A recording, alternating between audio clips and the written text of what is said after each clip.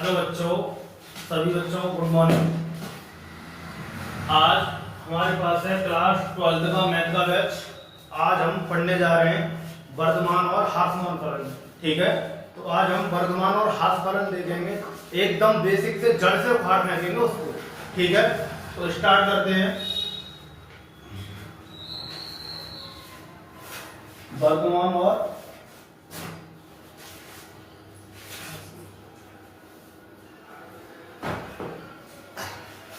ह्रासमान फलन, इंग्लिश में बोलते हैं इसको इंक्रीजिंग एंड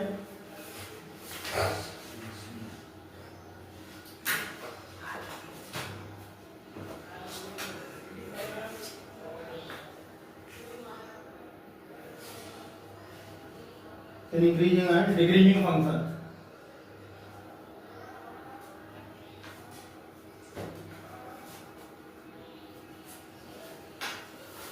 तो मैं आपको एक ग्राफ बताऊंगा, उससे पहले हम वर्धमान और ह्रासमान फलन समझेंगे। ठीक है, तो इधर देखो, ये कोई तुम्हारा फंक्शन है f(x) बराबर के f स्क्वायर, और x है जो तुम्हारा रियल नंबर पे डिफाइन है, वास्तविक संख्याओं से आ रहा है। x कहां से आ रहा है? वास्तविक संख्याओं से, रियल नंबर से। तो मान लो ये तुम्हारा कोई फंक्शन है, ये बच्चों x एक्सिस है, ये f डैश एक्सिस है, ये y एक्सिस है और ये y डैश एक्सिस है। ये तुम्हारा ओरिजिन, जिसको बोलते हो आप मूल बिंदु, और हमारे मूल बिंदु होते हैं 0,0। तो मान लो ये कोई आलेख है, ये वाला मैंने आलेख खींच दिया, ये वाला।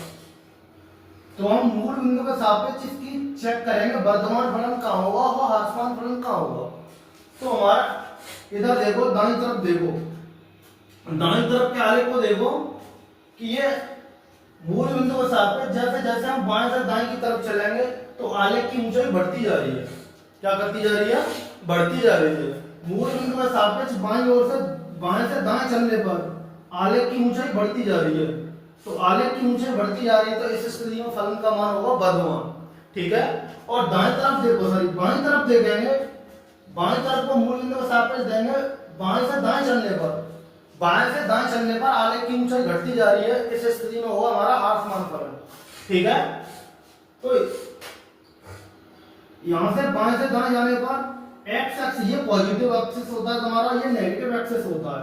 ठीक है, तो बाएं से दाएं चलने पर आलेख की ऊंचाई बढ़ती जा रही है इधर, तो ये तो होगा इधर वर्धमान फलन, वर्धमान फलन इंक्रीजिंग फंक्शन। और इधर हम और बाएं से दाएं चलेंगे तो ये आलेख की ऊंचाई घटती जा रही है, आलेख की ऊंचाई घटती जा रही है, इसलिए हुआ ये ह्रासमान फलन, डिक्रीजिंग फंक्शन, ह्रासमान फलन। ठीक है, तो सबसे पहले आप हेडिंग लगाओ वर्धमान फलन, वर्धमान फलन।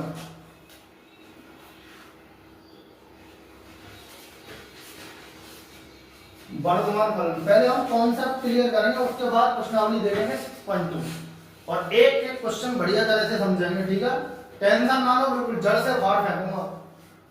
पहले इसको नोट कर दो एक बार, फिर मैं फिगर बना दूं तुम्हारे लिए।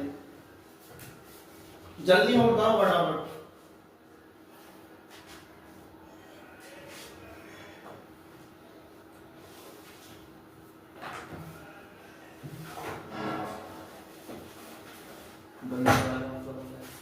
क्या बंदे हो? देखिए, हमारी हेडिंग रहेगी वर्धमान फलन। तो मैं फिर दोबारा ग्राफ बना रहा हूं।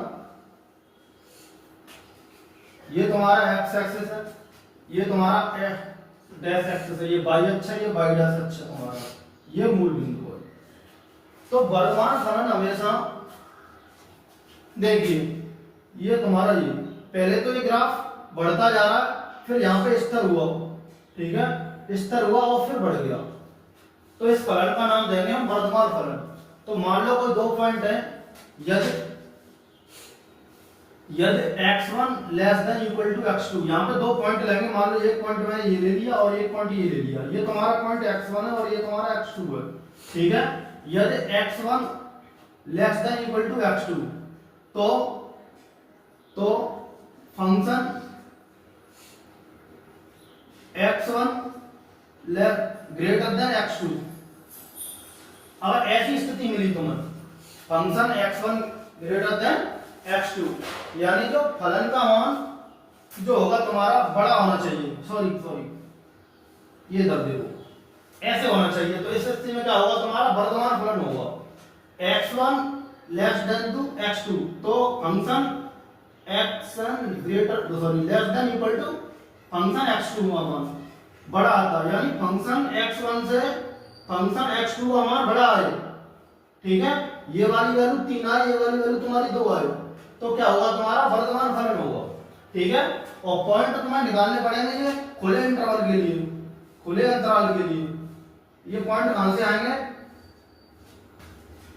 खुले अंतराल के लिए, खुले अंतराल मान लो a, b के लिए पॉइंट लेने पड़ेंगे तुम्हें।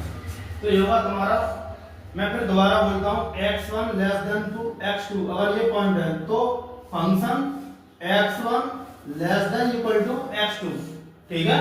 तो हमारा इस स्थिति में क्या होगा, वर्तमान फलन होगा।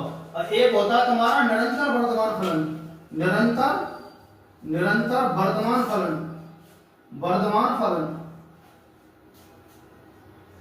इसको बोलते हैं निरंतर वर्तमान फलन, ठीक है। तो मैं इसका छोटा सा ग्राफ बनाऊंगा मात्र समझाने के लिए। ये तुम्हारा x एक्सिस है, ये x डैश एक्सिस है, ये y एक्सिस है, ये y डैश एक्सिस है, ठीक है। तो जो निरंतर वर्तमान फलन होता है उसकी ऊंचाई हमेशा बढ़ती जाती है। क्या होती जाती है, बढ़ती जाती है, ये कहीं पर रुकने का नहीं है। जैसे यहाँ पे वर्तमान फलन ने यहाँ पे ब्रेक लिया, ये स्थिर हुआ है थोड़ी देर के लिए, लेकिन जो निरंतर वर्तमान फलन होता है निरंतर अपने काम में लगे रहो, ऊंचाइयां पाते रहो, ऊंचाइयां पाते रहो, मतलब जिंदगी में रुकने का नहीं है। ऐसे ही इस फंक्शन का काम है, निरंतर बढ़ता जा रहा है, ये ऊंचाई पकड़ते जा रहा है बार बार, ठीक है। तो ये तुम्हारा निरंतर वर्तमान फलन होता है और ये तुम्हारा वर्तमान फलन होता है। ये ओनली वर्तमान, ये निरंतर वर्तमान, इसको बोलते हैं स्ट्रिक्टली इंक्रीजिंग फंक्शन इंग्लिश में, ठीक है। तो पहले तुम इसको नोट कर दो, मैं फिर इसको समझाता हूं तुम्हें। यहाँ पे जगह नहीं है मेरे पास,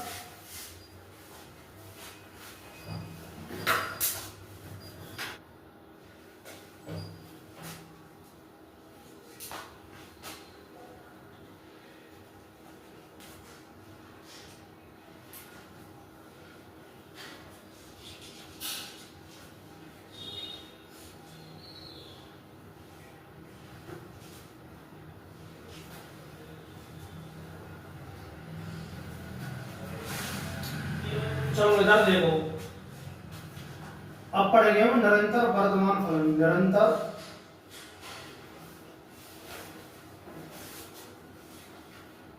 वर्तमान फलन।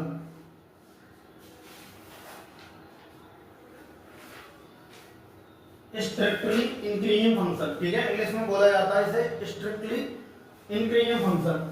तो इसका ग्राफ कुछ इस तरह होता है बच्चों, इधर देखो, ये तुम्हारा बच्चों x अक्ष, ये x डैश अक्ष है, ये y अक्ष है और ये y डैश अक्ष है, ठीक है। तो हमेशा जो निरंतर वर्तमान फलन होता है उसका मान बढ़ता जाता है। मैं ग्राफ से इसलिए समझा रहा हूं कि कभी कभार क्वेश्चन जब तुम बीएससी 12 करने के बाद बीएससी वगैरह में आओगे तो क्वेश्चन हमेशा चित्र से ही हमें वेरीफाई करना होता है, ठीक है। तो इधर देखो, ये तुम्हारा क्या है, जैसे जैसे x का मान बढ़ाते जाओगे तो फंक्शन के मान में क्या होती जाएगी, वृद्धि होती जाएगी, ठीक है। तो देखो यहाँ पे मैंने x1 का मान लो मान 1 लिया, तो देखो फलन कहाँ जा रहा है, फंक्शन यहाँ भाग रहा है। जब मैंने फंक्शन का मान 2 लिया तो कुछ इससे ऊंचा जा रहा है। फिर फंक्शन का मान बच्चों मैंने 3 लिया तो फंक्शन देखो कहाँ भाग रहा है, मतलब x के मान जैसे जैसे x का मान बढ़ रहा है वैसे वैसे फंक्शन का मान क्या हो रहा है, बढ़ता जा रहा है। तो इधर करेंगे, इधर देखो मैं लिखता हूं यहाँ, यदि सभी बिंदु x1 मान लो x1 less than equal to x2, ठीक है, यदि x1 less than equal to x2 तो फंक्शन x1, ठीक है, तो function less then function x2। इस स्थिति में तुम्हारा क्या होता है, हमेशा निरंतर वर्तमान फलन होता है। क्या होता है, निरंतर वर्तमान फलन होता है, मतलब x1 का मान छोटा हो और x2 का मान बड़ा हो। ये तुम्हारा लेस देन का साइन है, लेस देन मतलब छोटा। कौन छोटा, x1 छोटा, तो हमारी वैल्यू जो मिलेगी पॉइंटों पे वो हमेशा फलन x1 का मान छोटा मिलना चाहिए x2 पे।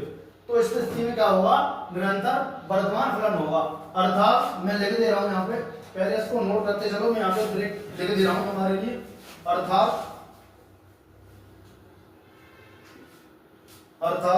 नोट करो आप, मैं लिखते चल रहा हूं साथ साथ। अर्थात एफ एक्स जो अंतराल होगा, एफ एक्स अंतराल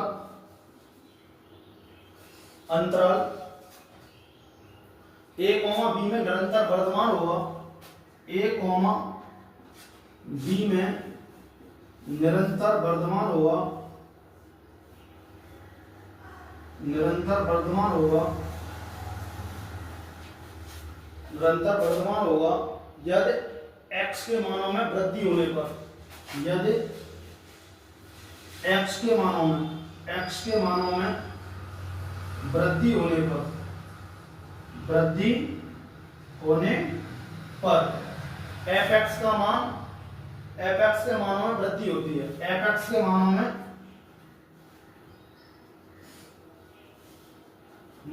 वृद्धि होती है,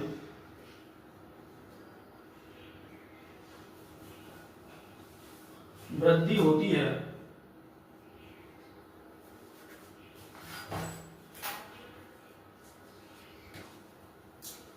इधर देखो, जो x1 less than equal to x2, less than x2, ठीक है, बिलोंग a कॉमा b के लिए, मैं आगे बताऊंगा a कॉमा b पॉइंट क्या होते हैं, ये कहां से आ रहे हैं x1 और x2, a कॉमा b से आ रहे हैं, ठीक है, खुले अंतराल ओपन इंटरवल के लिए, ठीक है।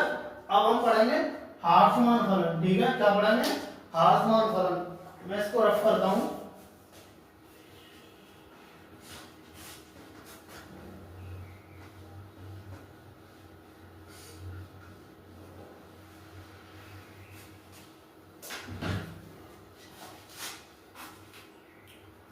मैं फिगर से समझाऊंगा पहले। इधर देखो, इसको बोलते हैं हार्समान फलन, ठीक है, हार्समान फलन।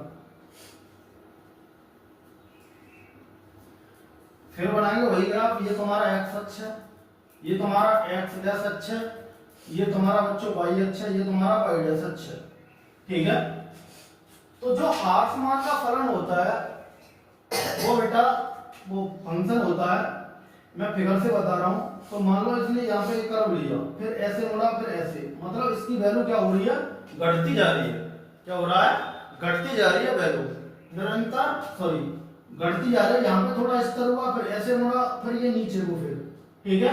तो मतलब इसका मान पहले ऊंचाई पे था, फिर नीचे नीचे मूव करने लगा, उतरने लगा, तो ये होता है तुम्हारा हार्समान फलन का ग्राफ, ठीक है।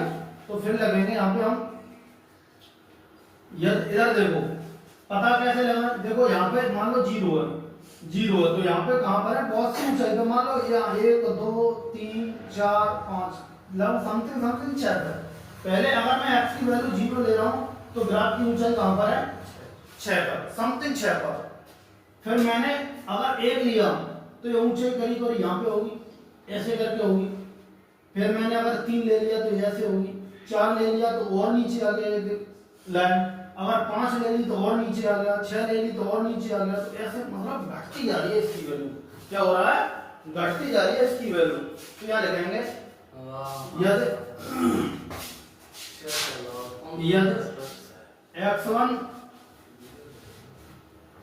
x1 greater then x2, x1 greater then x2, ठीक है।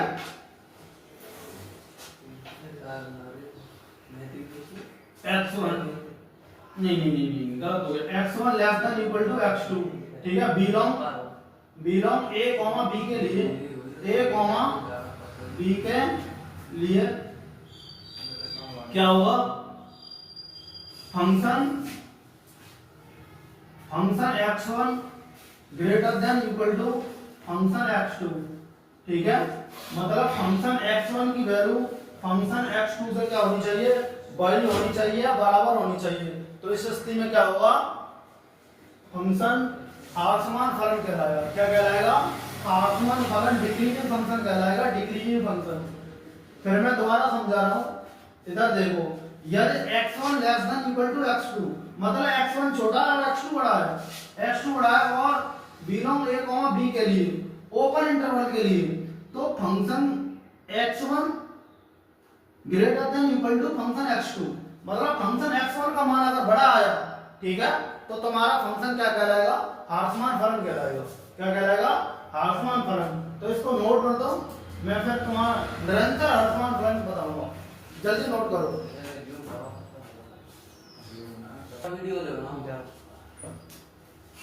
चलो इधर देखो, हम रफ करते हैं, हम पढ़ेंगे अब निरंतर हार्समान फलन, स्ट्रिक्टली डिक्रीजिंग फंक्शन।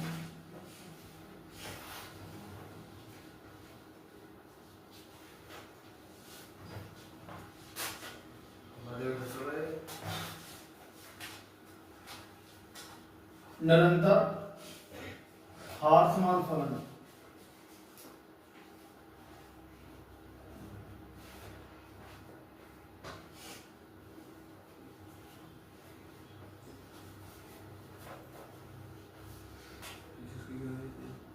पहले इसका ग्राफ देखेंगे, ग्राफ कैसा होता है, इसका ग्राफ कैसा होता है बच्चों।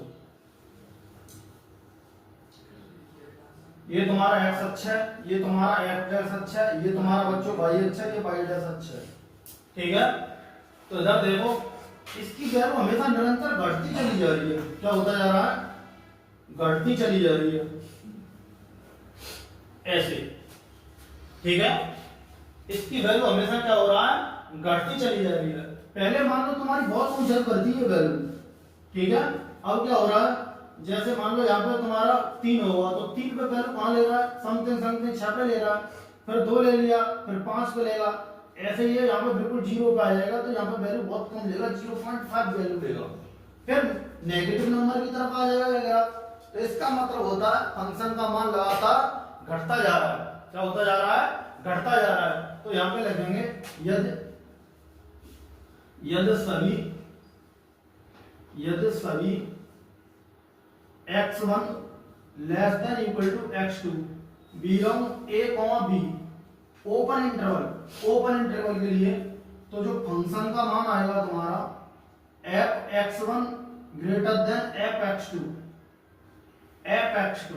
यानी x1 छोटा होगा और x2 बड़ा होगा, तो फंक्शन के मान तुम्हारे fx1 फंक्शन का मान बड़ा है किससे, fx2 से। तो इस स्थिति में क्या होगा, निरंतर तुम्हारा ये क्या होगा, हार्समान फलन होगा, निरंतर स्ट्रिक्टली डिक्रीजिंग फंक्शन, ठीक है। अभी तुम बेसिक कवर करो, जब मैं सवाल कराऊंगा तब एकदम क्लियर हो जाएगा तुम्हारा कॉन्सेप्ट।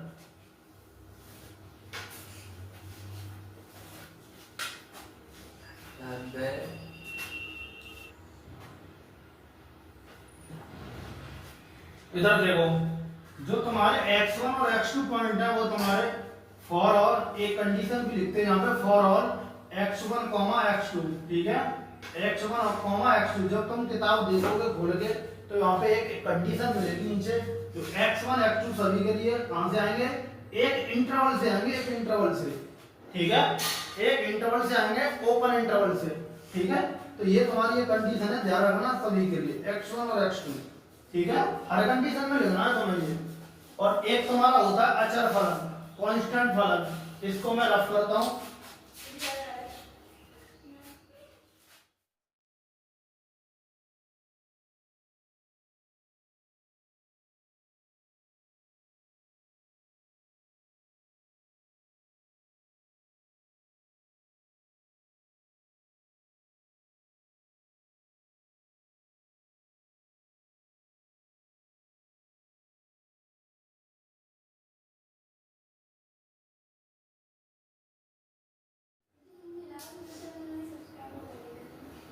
अचर फलन, एक होता तुम्हारा अचर फलन, ठीक है, इसको बोलते हैं कांस्टेंट फलन।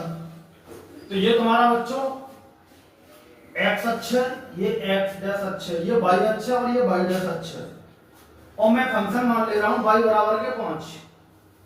क्या है तुम्हारा, y बराबर के 5, ये तुम्हारा अचर फलन है, कांस्टेंट फलन, ठीक है। मैं लिख दे रहा हूं, जो फंक्शन है तुम्हारा अचर फलन है, कांस्टेंट फलन c, ठीक है। तो ये तुम्हारा y बराबर क्या बेटा 5 है, ये तुम्हारा y बराबर 5 है, और ये तुम्हारा फंक्शन है fx, क्या है, fx फलन है ये तुम्हारा, ठीक है। तो इसको बोलते हैं हमेशा कांस्टेंट फलन। अब हमें मोस्ट इंपोर्टेंट पॉइंट पढ़ने हैं 3-4, ठीक है, उनसे ही हम अवकलन निकालना सीखेंगे। अवकलज कैसे निकाला जाता है, फिर उसके बाद क्रिटिकल पॉइंट निकालेंगे और क्रिटिकल पॉइंट पे देखेंगे कि कौन सी पॉजिटिव वैल्यू है कौन सी नेगेटिव वैल्यू है, ठीक है। उन पर ही डिसाइड होगा कि फंक्शन का मान वर्धमान होगा कि ह्रासमान होगा, ठीक है। तो हम इसको बना लो फटाफट ग्राफ को जल्दी।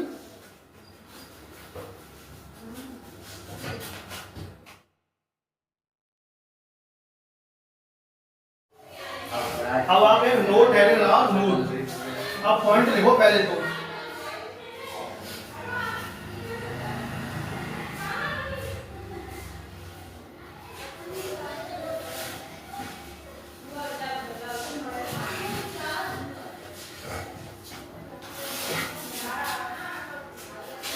इधर देखो, मैं लिखता हूं कोई फंक्शन मान लो y बराबर कोई फंक्शन f(x) है। इससे मान लो 2 पॉइंट दिए हैं। पहला तो पॉइंट है तुम्हारा सतत हो, क्या हो सतत हो a, b, ठीक है, a, b के लिए। और दूसरा हो अवकलनीय हो, अवकलनीय हो, अवकलनीय हो।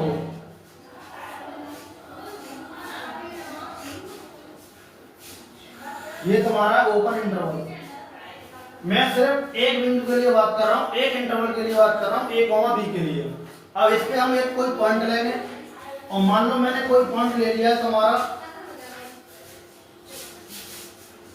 इक्वल टू c, और c कहां से आ रहा है, वो a, b से आ रहा है तुम्हारा। कहां से आ रहा है, a, b से आ रहा है। तो इसका हम अवकलन करेंगे पहले। तो पहला पॉइंट, इसमें 3 पॉइंट दिए होते हैं, पहला दूसरा तीसरा। अगर तुम्हारा अवकलज करके इस पॉइंट का क्या करके अवकलज करके इसकी वैल्यू क्या है, 0 से बड़ी है, क्या है 0 से बड़ी है। अवकलज डेरिवेटिव करके हमेशा इसकी वैल्यू क्या है, 0 से बड़ी है। तो फंक्शन का मान क्या होगा, वर्धमान फलन। क्या होगा, वर्धमान फलन, मतलब इंक्रीजिंग फंक्शन होगा। क्या होगा, इंक्रीजिंग फंक्शन, फंक्शन का मान बढ़ेगा। अगर इस f' का मान, f' का मान क्या है, 0 से छोटा है, क्या है 0 से छोटा है। तो इस स्थिति में क्या होगा, ह्रासमान फलन। क्या होगा, ह्रासमान फलन होगा, वर्धमान फलन, और इस स्थिति में होगा ह्रासमान फलन। और यदि नंबर 3 की बात करूं मैं, अगर अवकलज करके तुम्हारा f' का मान 0 के बराबर ही आ गया तो ना तो फलन इंक्रीजिंग होगा ना तो डिक्रीजिंग होगा, ठीक है। इसकी वैल्यू और अवकलन करके जो तुम अवकलन करते हो उसकी वैल्यू 0 के बराबर आई तो ना तो स्थिति में ना तो वर्धमान होगा, ना तो वर्धमान फलन, ना तो वर्धमान फलन होगा, और ना ही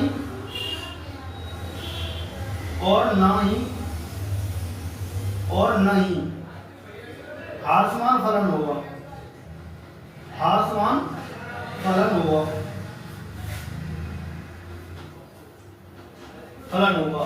अब हम इसके बाद क्वेश्चन करेंगे, क्वेश्चन से बिल्कुल क्लियर हो जाएगा तुम्हें, ठीक है। आगे का क्लास कल करेंगे हम।